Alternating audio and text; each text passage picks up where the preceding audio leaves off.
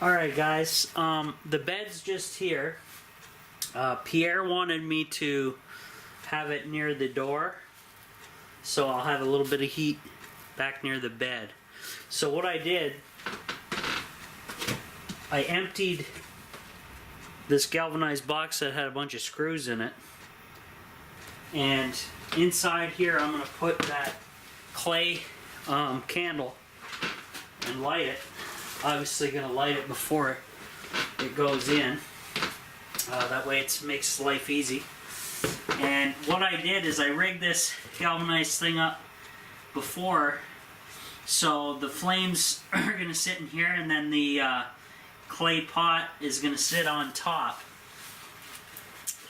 So I'm going to light this up.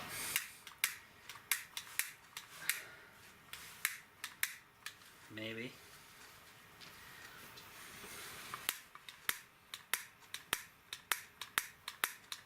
If not, I got another lighter here.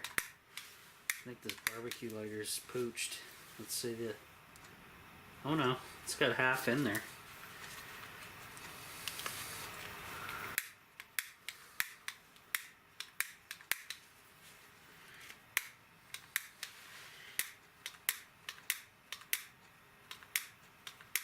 Interesting. Okay, so... something wrong with this lighter. So I'm gonna go grab another lighter. I brought, well, I have my EDC and my alternate bug out bag here, so I can use those, obviously. So let me go ahead and get those, get that lighter out, and I'll be back. Alright guys, got the EDC lighter out.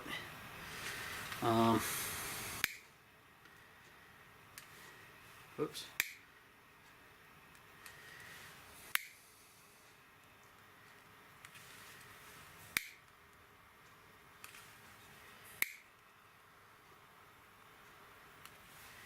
Okay, so I'm going to place this carefully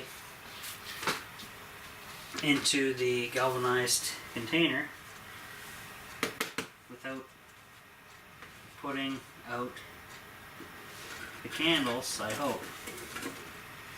Now it's a tight fit, and it's supposed to be. So, lighter, put that away. Okay, so I'll bring you over.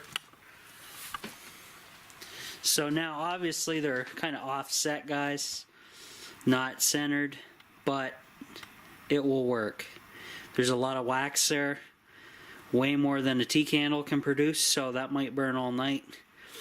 It all depends though, because 3 flames obviously is going to eat a lot through a lot of wax, right? So that's my passive supplemental heat, and I will put this on top, and the heat that comes from the candles should be captured by the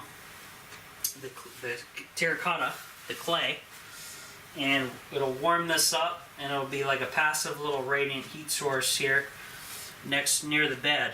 And that's where Pierre wanted me to try this out, so we're going to try it out there. Now the tiny house is still a mess, of course, so you know, I gotta do what I gotta do. Oh, by the way, my dad stopped in. Him and my mom went out for dinner. I did not. I just came here. They were rooting me on to go eat something, and in the live chat I never did. I ate maybe that one Wheatie and that was it, so big deal. So that's going now. I can break out the FLIR camera. We're up to 32 now, Fahrenheit, in the tiny house. And we'll see what's going on over here. it seems like it's a lot better, better airflow coming out.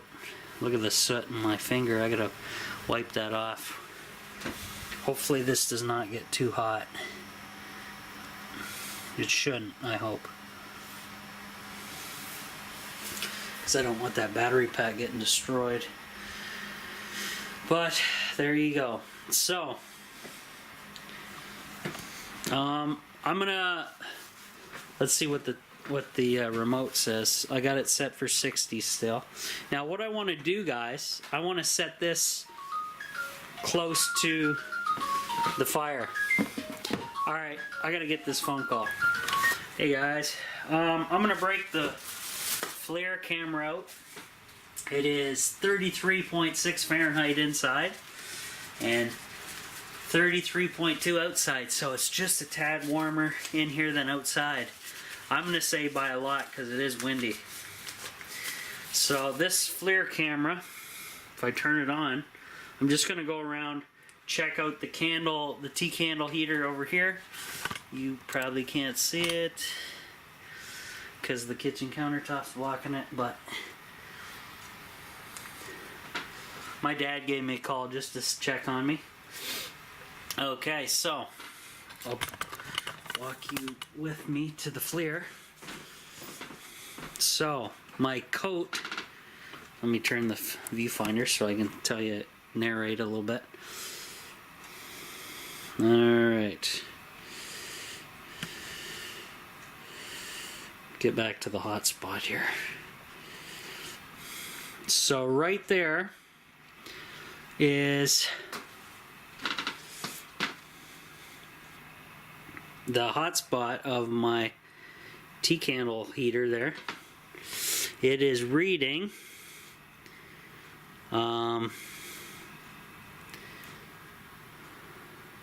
I hit 90 Fahrenheit there for a second.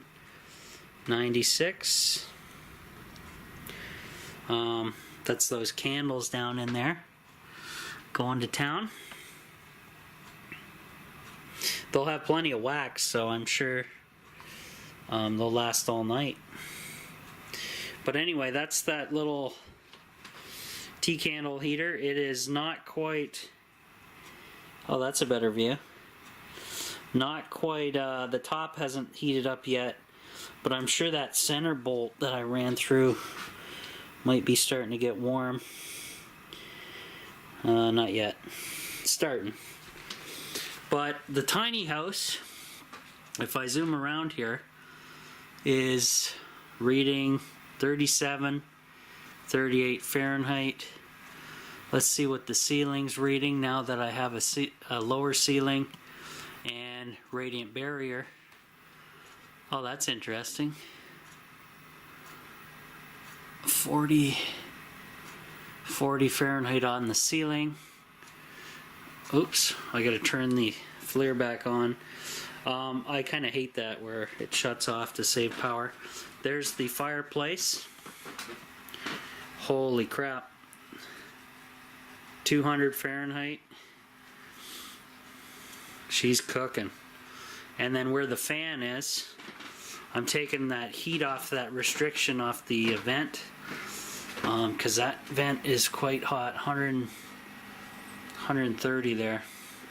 But this fire, she's kicking it out, man. She's a scorcher, 500 degrees, something like that. So that's going to be throwing the heat. You can see the heat coming off of this this plate here. That's crazy. But let's see what the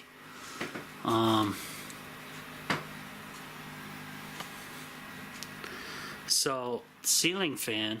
Okay, above the that'll be interesting. Behind the stove, which is kind of cool, you get to see a weird picture of me. 50, 46. So it's staying nice and cool back there. As I go to the ceiling though, you can see the heat is going right up here to the ceiling. And of course that's naturally how it goes. There's the fan. 54, and I may turn that ceiling fan on to help move some heat around in here. But yeah. Oh, let's do the floors, since they're a nightmare. You can actually see, there's the fireplace, and the heat is actually going to the floor a bit. 58, 57. Oh, I put the thermal, since the flare just died, I put the remote for the fireplace right here at 60 Fahrenheit. And what that's gonna do, oh, that's the candle I smell. It's scented. Yeah, so that when this area here around the fireplace gets to 60, it'll shut the main burner off, and what'll happen is my fans will run all night. But in between cycles, the fans will continue to run to remove all that excess heat in that stove, and it won't come on as much, which is nice. So it's gonna slowly heat me up. It's not gonna be a fast process, but better than I had before, that's for sure. So let's turn the FLIR on and go into the solar room. Maybe I got compost cooking back here. It is really cold back here. That's the cold coming in off the composting vent from the outside. It is super cold. And there's the other vent there. That's why this room is kind of like a cold room. The batteries are down there. Nothing really going on there. Compost. Nature's Head composting toilet. It's cold because the outdoor temperature is coming in to feed it with fresh air. Let's see how cold the propane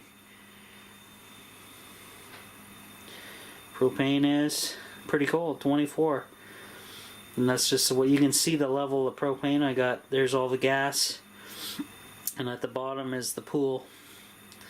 So pretty crazy. Hopefully that lasts me throughout the night. I did use it quite a bit, so I'm just pray that gets me through the night. Okay, what's going on here? Oh, I got some heat. Where is that coming from? Off of the solar wires? That can't be. I think that's, you know what that is?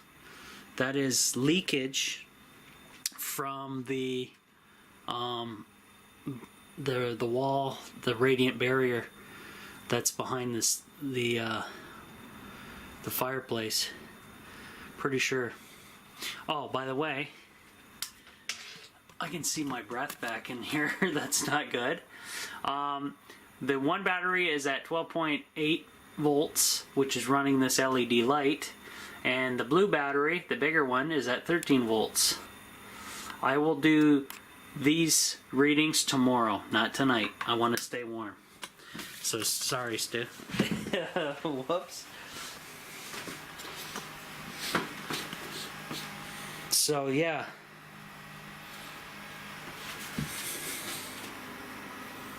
I think this is doing a pretty good job of getting rid of the juice.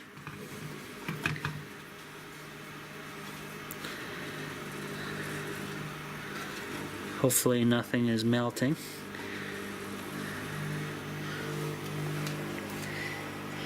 I just pulled on the USB cords a little bit.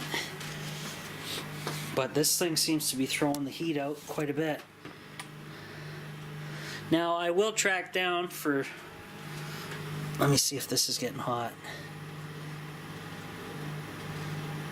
No, we're good. So what I'm going to do is track down I gotta track down the carbon monoxide detector, and I'm not quite sure where it is. So yeah. Oh, I got Charles's other light on over here, just giving me some light. And I hung my coat up on the door handle there. And hopefully I can get into bed and get nice and warm here eventually. I know the bed's gonna be cold. Where is my watch? Right here. It is 10 p.m. So there you go. I'm gonna bring that. Actually, I don't need to because this camera has a light. Carbon monoxide detector. I believe it's somewhere around here. Not entirely sure. Oh, I have this light mounted, by the way, too, so I have a nice... That's my LED. You guys remember that. That's the... There's the solar panel to it. And now I have a decent amount of light back here for the pantry. But for some reason, I do not know where my stuff went. Because like I say, I'm in the progress of a disaster area, as you can tell. I better shut that light off. Oh, here we go. Walked right past it. Oh, it came with a battery. Alright, I'm busting this open. And smoke detector, I don't think I'm going to hook up. The only reason is when these candles do burn out, it's going to make smoke and probably make the smoke detector go off. So, and yeah, that's what I was smelling. That's pretty damn cold. Or strong, actually. It's like, I think it was like a bunch of, what is it? Some kind of scent. But anyway, I'm gonna unbox this carbon monoxide detector, guys, and I'll be back in a bit.